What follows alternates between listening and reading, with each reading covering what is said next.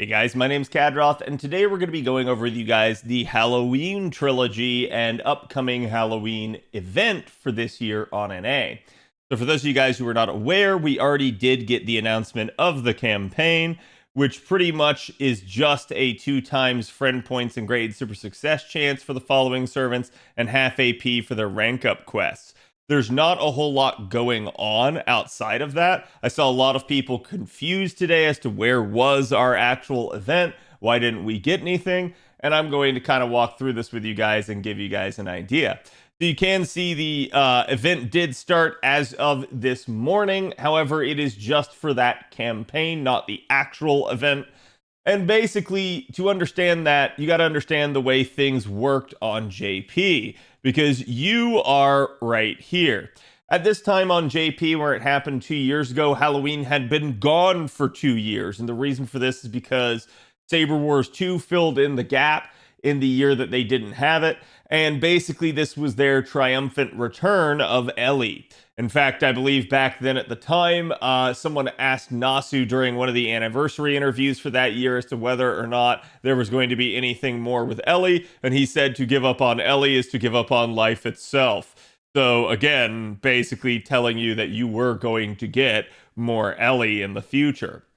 Now, from here, we do get the Halloween Trilogy. That started on October 6th, roughly 5 days later. For us, it's going to look about the same.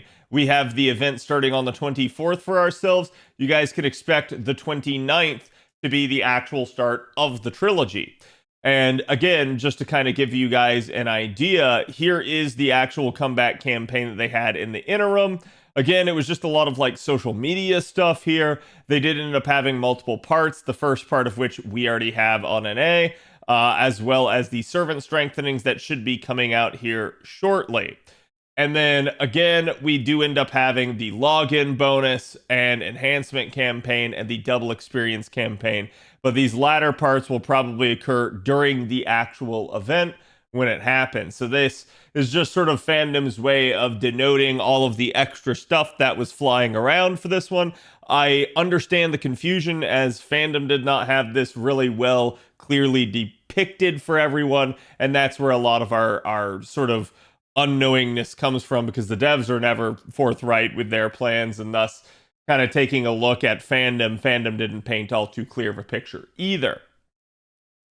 So then again, you get the Halloween Trilogy, and to understand the way this one's going to work, this is a retelling, a too long didn't read, if you will, of the original 3 Halloween events. However, don't skip it. And the reason why is because not only are you going to get the initial piece to each one of these welfares that you can see on the screen, you're also going to get new story that ties it all together. So make sure you do it. It's not going to actually take you that much IP. I think it's something like 200 AP to do them all. It's nothing huge. So again, you have basically 2 weeks to get it done. Just find the time somewhere in that 2 weeks to actually do it. Otherwise, the rest of your time should be free to do those strengthenings or anything like that, or again, just be farming materials out of free quests, or using this time to catch up on actual story if you're behind. The entire point here, though, is to make sure that you actually still do it and don't skip it. So again, there is going to be 3 special simulated Halloween stages for your old friends, basically. And you can see you're going to be reclaiming the lost memories of each Halloween. And in doing so, it's going to end up getting you the sort of preemptive unlock copy to each of the welfares.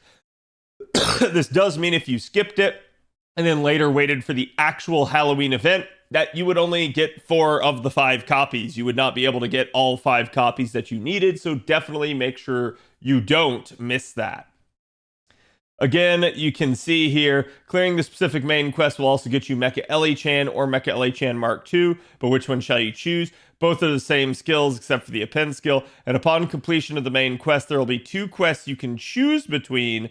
After completing one quest, the other will disappear. So you can only get one. However, if you're someone who maybe didn't have one of the Mecha Ellies finished, thus you had already kind of like gotten maybe 1 or 2 of the copies of one of them, and now you're coming into this event, you can choose the other one, be able to complete it by having access to it, but still being able to complete that first one that you didn't have finished, because the other copies should still be in the shop available for you to purchase when we get the actual new Halloween event later.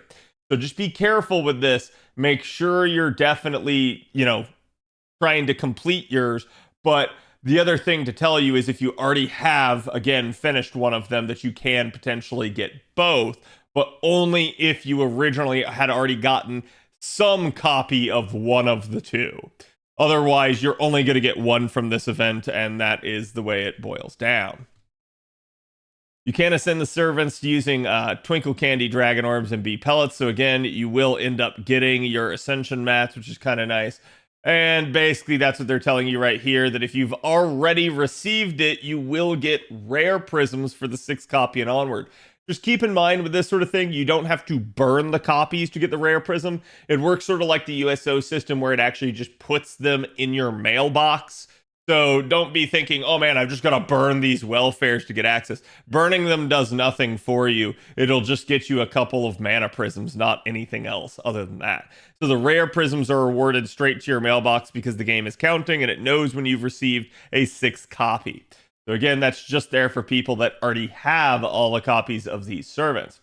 Again, extra NP copies or servant coins are also subsequent rare prisms. And also subsequent rare prisms for extra copies for these limited events can be obtained in the 2021 event schedule released late in October. So the thing to understand here is don't look at the date, because that's basically just saying 2023 for us here on NA. That's their way of saying, hey, look, you'll be able to obtain this extra stuff when the actual event comes after this trilogy. And then again, you're going to get a double experience campaign for all the welfares to help you with leveling them up. Definitely another nice thing that you're going to be getting. So just keep in mind, you can see here, I'm not going to spoil it all for you, but like your AP costs are relatively cheap. You're not doing the entire event. You're just doing the main story section. It really doesn't take that much. So it's not too crazy. And again, you can expect to get a whole bunch of good rewards from this. So make sure you do it. From there, you get to the actual Halloween event. And this is what we're going to talk about here tonight, but I did want to briefly mention 2 other things. The first of this is going to be the Fate Grand Carnival Blu-ray DVD campaign that happened on JP at the time. You're not going to probably get this as is. They will probably, if they give it to us, change it, or they could use it to re-promote the Blu-ray DVD. Either one of those things is possible. I'm not going to say you won't get it, just so much as expect that it might change or happen at a later date. This is an airish banner for those of you guys really hoping for it. However, the reason I don't think they'll skip it entirely is because of this. This is actually where they end up adding the new Ilioscope, if you will, our new sort of at MLB 80% charge CE, or sorry, 75% charge CE to replace imaginary element. So they kind of do need to get this one in the game. It's not in the game yet, so don't expect them to outright skip this campaign. I would expect they'll do something, even if it's rebranded or renamed somehow. Now, from there, there's another one that's also coming up here, and that's our APOC campaign. It actually ends up happening in week 2 of our Halloween event, because this new Halloween event this next year that comes after this trilogy, because again, you have a trilogy redoing the old events. After that, you get the new event, and the new event is only 2 weeks long. So it's not the 3-week long duration yet. In fact, I believe we don't go to 3-week durations until, as one of my mods told me, basically next year with the Sea Monster Crisis event, I think it is. So you still have a little bit of time before we're in totally 3-week events. But yes, this is going to be one of our rare sort of non-3-week events that we have still remaining. So I guess enjoy it while it lasts, or bemoan the fact that it's only 2 weeks long that you didn't have more time.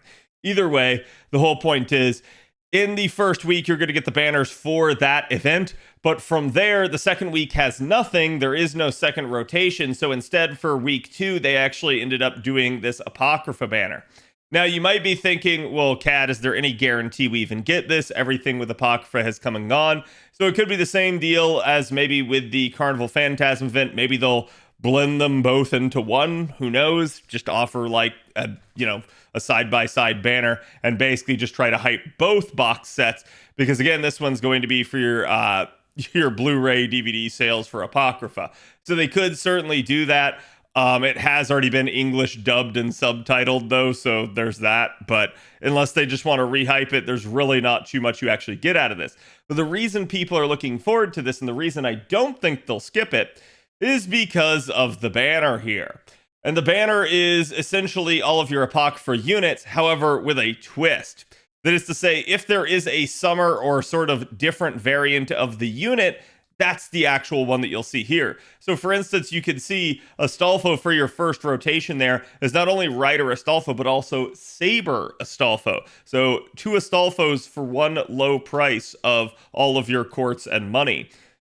Again, it's totally up to you as to whether or not to roll, but you can get some rare summer units here, again, like Fran and John, as well as paired alongside Semiramis here, a very rare banner that we don't get to see too often here, Surfmo. It's actually where I'm going to be rolling. I will finally complete the last NP5 Saberface that I need on NA, because I didn't roll back when she had that crazy AoE banner that had no rate up. So this is where I'll finally get it done. But certainly there are some other lucrative opportunities for you if you really desire some of these rare summer units. And now these units have had other banners since this point, but it is reasonably difficult to get your hands on some of the 4 stars, not even necessarily the 5 stars. Just pay attention. This may be a banner you might want to roll. And the whole reason I do think you'll get this is because actually, if you look back at the surprise summer banner that we had earlier in the year, they specifically left out units like Surfmo and Saber Fran. So they had the opportunity to. In fact, every other unit from Surfmo's banner appeared in that earlier summer banner, but specifically not her. Therefore, I am anticipating that that was a sign that they will be running this. Otherwise, they had no reason to leave them out. They could have simply lumped them in and gotten more people to roll them. So the fact that they explicitly excluded them kind of tells me you're probably getting this. Now, on to the actual event here. And as you guys can see, remember, this is only a 2-week event. Since we are getting basically the trilogy on the 29th, that should last for 2 weeks. So you guys can expect our actual Halloween event to probably occur on the 12th of October or sometime thereabouts. That's why I'm kind of going over this now, to get you sort of educated and ahead of the curve on it. But again, it should be a 2-week event. It is an Orleans requirement. And just to kind of go through real quick here, you can see there are sort of gated story unlocks that you're going to have to wait over time in order to do. And then when you finally complete it all, that's when you'll actually get Cinderella, your new welfare for the event. There's also a very good new Mystic code coming with this event. This one is Buster Up and gives 10% charge. You definitely don't want to miss it. It also just looks fantastic. It's arguably one of the better looking Mystic codes in the entire game to put on your master. So again, definitely a really, really interesting opening salvo there for the event. Then for your mechanics, you can see together with Elizabeth Bathory Cinderella, and you will retake Cinderella Castle, advance the main story to obtain Cinderella permanently. And again, we just choose to call her Cinderella because it works, and it is kind of a pun from the old Disney movie for Cinderella. But either way, the whole point here is going to be basically to acquire your currencies. We can basically also get your event points. This will be a point ladder event, and essentially you're just going to get some really nice rewards from it. You can also get all of your old welfares from Halloween and old welfare CEs. Actually, back at the beginning of the year, if you guys remember, had a video talking about the best welfare CEs you were going to get this year. And I specifically kind of zoomed in on Halloween because you get so many good ones. I will talk about them as we get to the actual shop there. But there you go. You can see main quests are unlocked daily, and when a certain amount of points are reached, you definitely want to make sure you're staying up on your points, and then clear all the main quests to unlock her permanently. The fairy tale quests are unlocked based off a certain amount of point gain, and you can get many rewards from clearing the fairy tale quest. By equipping Jade Hairpin, Tiny Dressmaker, and Bear Kings, you can increase the appearance of enemies. So you do have like basically spawn CEs for the event. As a result, always assume that there is a cap to the amount that you can spawn. Usually that cap is 100%. Occasionally you might see it at something lower. We'll talk about that as we go through. So unlike the previous events, the extra enemies will show up in the same stage, up to 6 enemies per stage. So this is a good thing for any of you that were around back for our old like CCC event and stuff, where we would have 6 enemies in a wave, but it would be, or sorry, 6 enemies in a battle stage, but essentially it would be 3 and then 3, and you would have to kill the first 3 in order to get to the second 3 before advancing to stage 2. That's the way it used to be. It was terrible. It took a long time for people to actually get through it in any sort of efficient manner. Now you get the sort of 6 enemy per wave type thing that you got to see in LB6, so it's definitely going to be a really nice sort of quality of life adjustment there, where it won't necessarily take you longer than 3 turns. And in fact, this will actually make it easier to loop depending on who you're using, so that you can have a lot of fun with this feature in general. Now from there, you also have your event bonuses, and you can basically see your SSR here, Jack Demolay, that we'll be going over in the future, is going to be your max bonus here for damage at 100% and 50% bond bonus. Same thing with your welfare here, Cinderella. So as long as you're using both of them, you can be assured that you will not only be bonding fast, but also just getting a ton of firepower. Again, you're not going to get any drops or anything like that from using these units, so there's no requirement to do so. Just you will get more sort of firepower out of using them or bonding them on your back line or something like that. From there, you can see a bunch of our other units here, including Mordred, Watanabe, your normal Ellies here, as well as Zenobia, your new 4-star for the event, are all going to be under the 50% damage and 20% bond category. And then certainly we've got a couple others rounding out here the 30% with 20% bond here in the end. We do have Jade Hairpin. This is going to be, again, a craft essence that you can get from the shop. This one, obviously, the artwork is very nice. It's redrop art. A lot of people said back in the day here that this essentially hinted at basically Summer Morgan and Summer Balbon, as they were both back here, and 100% they were right about that. However, it didn't end up happening for basically a year and a half. Still, this one is split stats, unfortunately, and it is going to be Buster Performance of 10%, NP Generation Rate of 10%, and Critical Stars every turn for 4 turns. So it's not the worst, but essentially the way to understand this here is this is going to be your damage boosting CE, and it will also increase the spawn rate of Oni enemies, 10 enemies, Pumpkin enemies by 25%, and then at MLB 100%. So you only need the 1 MLB copy, which is really good, in order to boost it. Or again, you would need 4 non-MLB copies in order to reach that 100% spawn. Again, you probably won't care too much about that. You'll either have an MLB or you will just maybe take 1 or 2, because you're probably not going to want to actually just inundate your entire party and not be able to take any drop Cs. But it does depend on your circumstances. Still, it is a decent looking CE. You do have Tiny Dressmaker here. This one's actually fairly nice. It is all HP stat, which, again, this is a welfare C you're going to get from the shop. And you might be thinking, well, it's all HP. I don't care that much about it. But take a look. So it's got debuff immunity for 1 time at the beginning of battle. And then NP damage by 15% here. And starting battle at 50% gauge. This is going to be your 50% starting charge CE for the event. It is HP. You would certainly prefer it to be attack with the NP damage up. But the 1-time debuff immunity with charge is a decent combo for certain scenarios. Doubly so maybe for some kind of support. The only issue at play here would be the NP damage kind of goes against that, but it is what it is. Certainly not a bad one. And then this one's also going to improve your damage and then basically end up giving you Scarecrow, Toys, and Ghost enemies spawn up by 25 and 100% at MLB respectively. From there, you can see we end up going on to Bear Kings. This one is another all attack C, so at least this one has that scaling. And then this one's going to grant gut status 1 time, revive 1 HP, so good for your 1 HP memers that can do a lot more damage when they're at low health. and then increase the critical damage of Buster cards by 30%.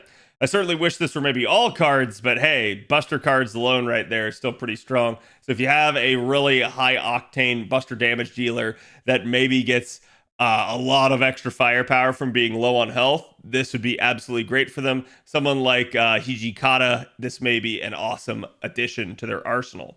And then this one's going to also increase damage and then increase the spawn rate of monkey, snake, and fairy tale enemies' appearance by 25 and 100%. Just be careful. You might want to look at a guide for what constitutes what type. That way you're not getting confused, because if I remember correctly, we had a couple of questions as to what constituted a fairy tale enemy and, so on and whatnot in the initial run of the event.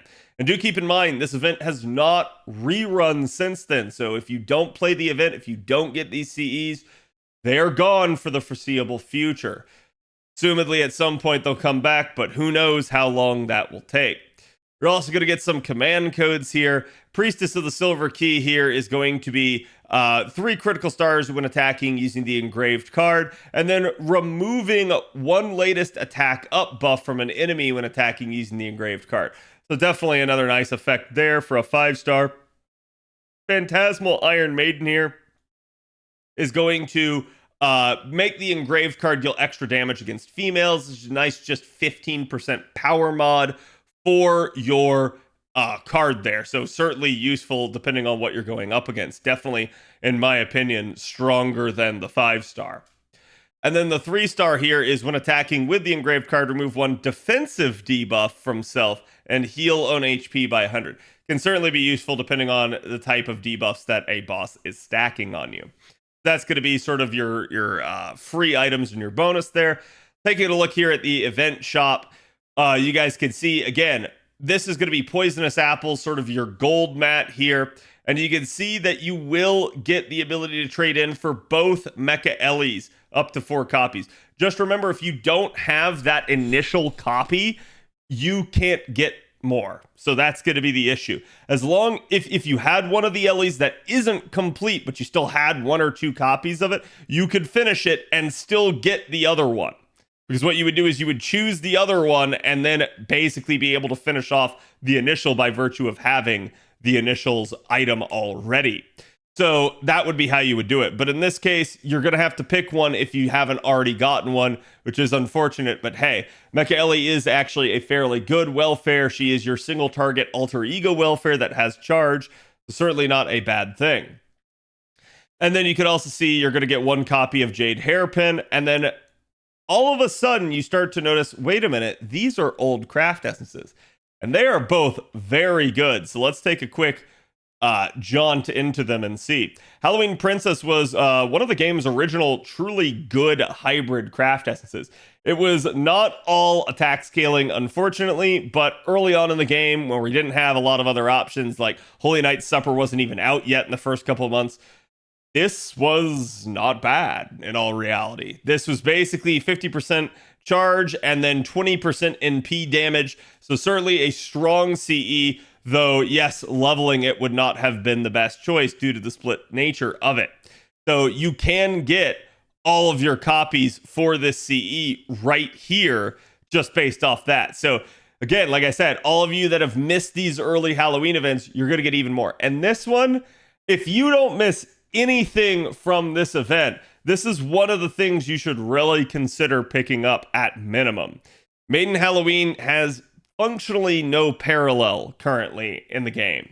And the issue at play here with this is it is all HP scaling, and it increases the healing received by 75% for the unit that is equipping it. This is not limited by number of turns or number of times. This is just 75% increased healing received eternally as long as you're holding on to this C. And this is really good for solo acts, for units that you're going to maybe try to slap a bunch of healing command codes on, for units that have a lot of self-healing, you name it. This is a really stellar CE at just allowing a unit to sort of gear up with a bunch of healing stuff and then just out-heal an enemy. It's really good on units like Barghest, on units like Fairy Knight Tristan, and again, even other conventional soloers like Ku and even Enkidu can absolutely gain some really crazy benefit from this. You really don't want to miss this. If you don't have it, it's an excellent CE for solos. And then from there, you just have sort of the rest of your shop here. You've got Scarabs, Tearstones of Blood, and Black Beast Grease, as well as your gold statues, which, you know, nowadays I think we could say, looking towards class score, you may want to pick these up if you get the opportunity. And then obviously a crystallized lore down here, and servant coins for the welfares. So certainly you're going to have a lot that you're going to need to get in this event, and you only have 2 weeks to do it. Your second shop here is going to be your silver mat. This is where you're going to get Caster Ellie and Brave Liz. Again, you'll hear a lot of people say that these units are bad or something like that. While I won't say that they're the best units in the game, they are certainly serviceable, especially Brave Ellie here. Brave Ellie has always been a decently hard-hitting single-target saber, so I would not forego any opportunity to acquire these units. They are free. That's the easy way to look at it. Again, this will contribute towards milestones and other things, so there's no harm in actually getting them, especially since it won't take you Ascension mats to level them up. And then from there, you can see you're going to get 1 copy of basically your tiny dressmaker here. And then we have a couple other really good CEs returning back here, including some older ones. So Heroine Ellie Chan is actually really not bad. It is all attack scaling here. And as you can see, it's NP damage up of 25% and Buster performance of 15%. Not the best CE in the sense that it has no starting charge, and it's not really, you know, it's for Buster units, so you're not really going to have an easy time necessarily of getting to the NP, and there's nothing here really to facilitate that. But if you do manage to get to this, this is quite a bit of modifiers to ramp up your damage. And again, that all attack scaling means you could significantly level this to get more bang for your buck out of it. Might be a decent option if you didn't have something like, say, Black Grail or Heaven's Feel or something like that to really kind of hinge on for damage output, at least for a Buster unit. And then Aerial Drive. This one, again, not to be missed. For those of you guys that didn't pick it up on the first run, this is sort of the gold standard for Buster Craft Essences at the moment that are hybrid. This is just going to be the best one, and it's going to stay the best one until next year when we get finally Cranking. That will actually end up outpacing it a little, but don't feel bad about having Aerial Drive or leveling it to 100. I have still used my Aerial Drive plenty on JP, despite having Cranking, because sometimes you just need multiple options. So again, Aerial Drive here is all attack scaling, and you can see there it starts battle at 50% gauge, gives NP damage up of 10%, and Buster performance up of 10%. So again, it's just a strong craft essence with some amazing art that should be a skin in the game, in my opinion. And then your next one here is going to be Wizard and Priest. These are some of the 4-star CEs now that you're going to be seeing back. This one's split stats, but it will increase healing received by 20% and NP damage by 20%. Not the strongest, but not the worst as far as things go. And then Golden Wings here, another 4-star from an old Halloween event here that is also split stats. And this one's NP generation rate by 10% and NP damage by 25%. So definitely some decent scalability off of that craft essence as well. And then from here, the rest of your silver shop is going to be your Chaos Claws, your Night Metals, your Dust, as well as your silver statues, and then again, your coins for the welfares. And then Sesame Charm here is going to bring back one more copy of basically Bear Kings, as well as now grant you access to some of the old 3-star CEs. Trick or Treat, which is split stats and increases your debuff success rate by 12%. Matahari's Tavern, which is basically all attack scaling here, and actually does give a tricolor buff, as well as 10% crit damage. As far as 3-star CEs go, this one's actually not that bad in the grand scheme of things. And you can rest assured that it'd be decent on anyone that maybe had to card. But outside of that point, probably not going to be your go-to for most situations. And then nostalgic form here. This one is all HP scaling. It increases defense by 5% and buster performance by 5% as well. So there is your shop in a nutshell.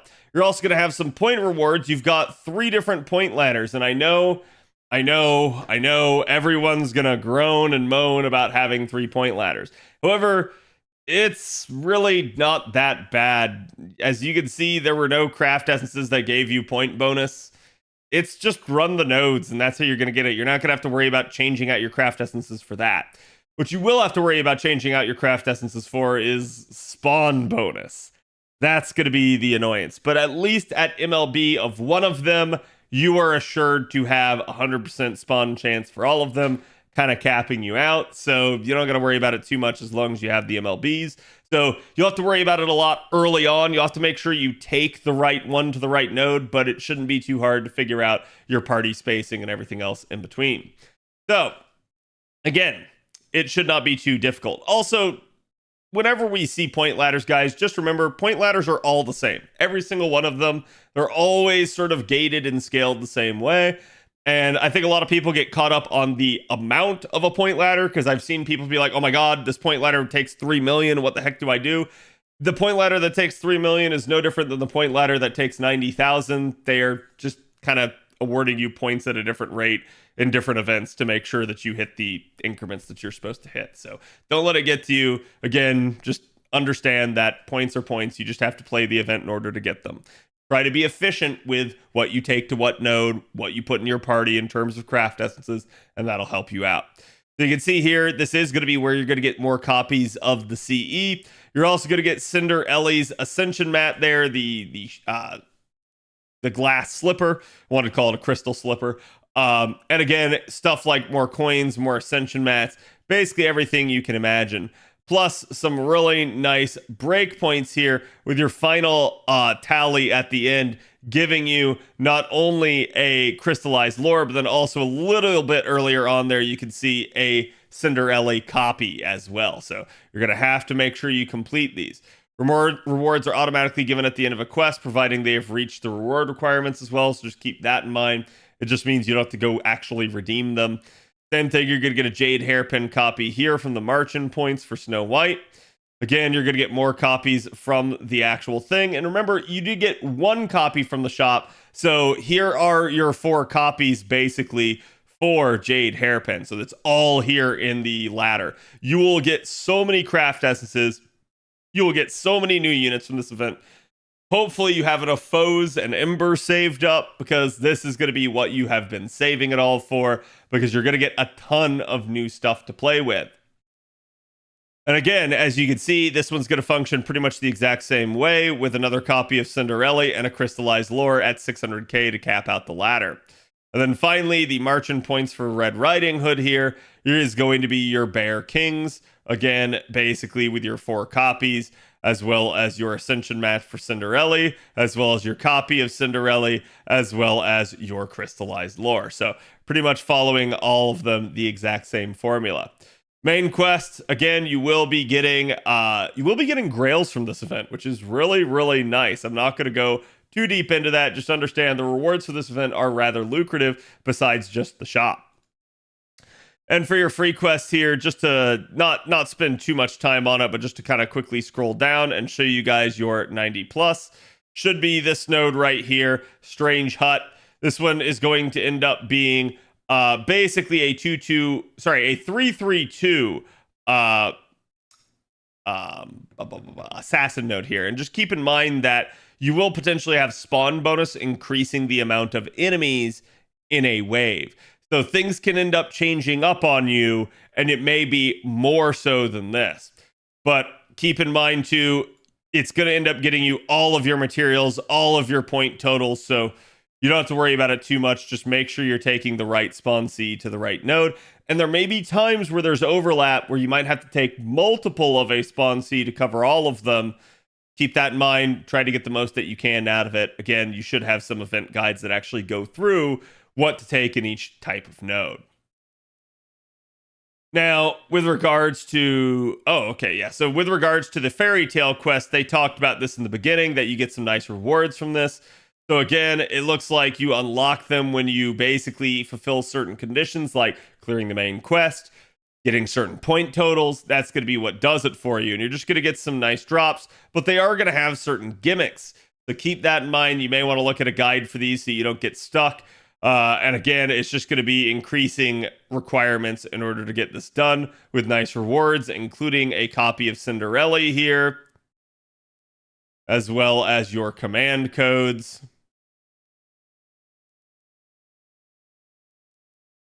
And then basically a crystallized lore in the end. And then your challenge quest obviously will end up giving you another crystallized lore. You just saw the college thesis I scrolled past. Just understand there will be a lot going on in these. JP has commented on their challenge quests and how they probably going to make them a little bit more gimmicky, but not necessarily take as long or be as difficult. And you can kind of see why. They started getting really crazy with some of the effects on some of these. So your first banner here is going to end up being Jacques de Molay. Like I said, we'll actually end up doing a full-blown servant analysis for her, so look forward to that. I've also got a couple other videos I've got to release here soon. And then same thing with Zenobia. She's going to be your new AoE Arts 4-star archer. She's permanent. Jacques de Molay is not. She is an AoE 5-star quick foreigner. So basically, it's not going to be easy to acquire Jack out of these circumstances. But certainly, if you want to wait on Zenobia, you can, because you might get spooked by her. Just keep in mind, if you really want the unit, especially if you don't roll very often, roll for the unit if you want them. Otherwise, there's no guarantee that they do spook you. It might be, sort of years before you end up seeing a copy, depending. And then you have your actual limited rate up craft essences. So just kind of going through each of them right here. We'll start off with White Maiden of the Silver Flowers. This is going to be your 5-star. It is split stats, and it has a buster performance of 10%, NP damage of 15%, and overcharge the NP stage by 2 stages 1 time. And again, this is going to end up giving you your gold drops. You've got your 4-star CE here, Small Cats Rondo. This one's all attack scaling. Quick performance of 10%, crit damage of 10%, and NP gen of 10%. And then this one is going to be your silver CE for the shop. And then Protagonista here is going to end up being split stats and is 2 critical stars every turn and NP generation rate by 10%, while it being your bronze material. So again, definitely some nice stuff to be gained from the banner. Banner number 2 will actually end up being Napoleon, as well as a rare Bedivere banner and Chevalier de Eon. Now, the one thing I could say about Bedivere here is this would be potentially a decent opportunity to grab coins for Bedivere, but don't roll explicitly for coins, in my opinion. You'll just end up kind of regretting it if you don't end up getting the unit in decent quantities. So definitely make sure that you roll on banners that you actually want to roll on. But again, Bedivere is a story-locked unit. Very difficult to actually get copies of him when you need. Just totally up to you. And this one will have all the same craft essences on rate up. And then kind of we had the pre-release campaign, which, as you guys know, should have had a whole bunch of rotations kind of going through everything.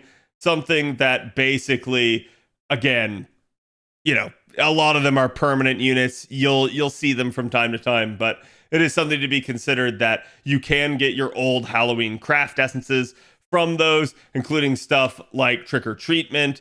Again, you name it. But if you're wondering why maybe something isn't here, like, say, Royal Icing, that's because that's actually from your 4th Halloween, from basically Oniland, and nothing from Oniland made it into this event. So this is just the first 3 Halloweens, and then all of it collapsing into our new Halloween with our new stuff. But again, definitely some really good stuff to look forward to. We'll have this before we stop off at the Gouda 5 rerun, which should have raids, which should have a really good time to roll your FP out.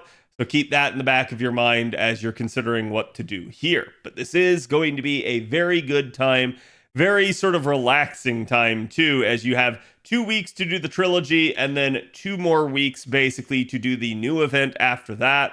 So you definitely have a little bit of time off to sort of rest and relax and recuperate from all the farming you have done and all the farming you will have to do coming up in FGO. Thank you guys for watching. I hope you guys enjoyed. Let me know if you're going to roll the banner for this one, and I will see you guys for the next video.